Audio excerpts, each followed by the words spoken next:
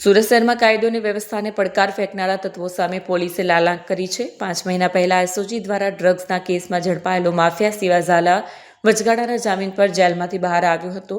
Jail મુક્તિ બાદ તેણે કાયદાનો ડર રાખ્યા વગર પોતાની શાન બતાવવા માટે જાહેરનામાનો ભંગ કર્યો।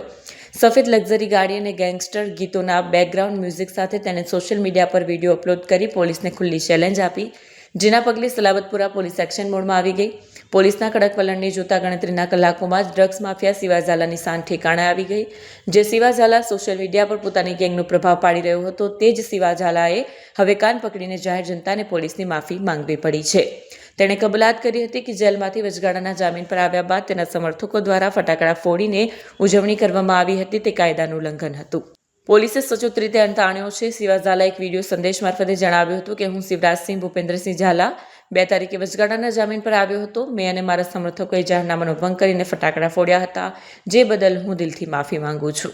સામાન્ય જનતામાં ભયનો માહોલ પેદા થતો હતો, પરંતુ સુરત પોલીસે શિવા ઝાલા પાસે કાન પકડાવીને સાબિત કરી દીધું છે કે કાયદો સર્વોપરી છે।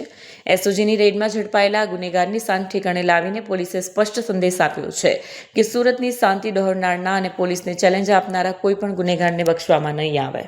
હું શિવરાજસિંહ ભૂપેન્દ્રસિંહ ઝાલા 2 તારીખે વચગાળાના જામીન ઉપર પેરોલ ઉપર આવ્યો હતો અને પેરોલ ઉપર આવી અને જાહેરમાં મેં ફટાકડા ફોડ્યા હતા અને ફટાકડા ફોડી અને કાયદાનો મેં ભંગ કર્યો હતો। હું જે ભંગ કર્યો હતો એની માફી માંગુ છું અને કોઈ આજ પછી આવું કોઈ કામ કરશો નહીં કે કાયદાનું કોઈને ભંગ કરવું પડે। હું એની માફી માંગુ છું। આજ પછી મારાથી આવી કોઈ ભૂલ નહીં થાય।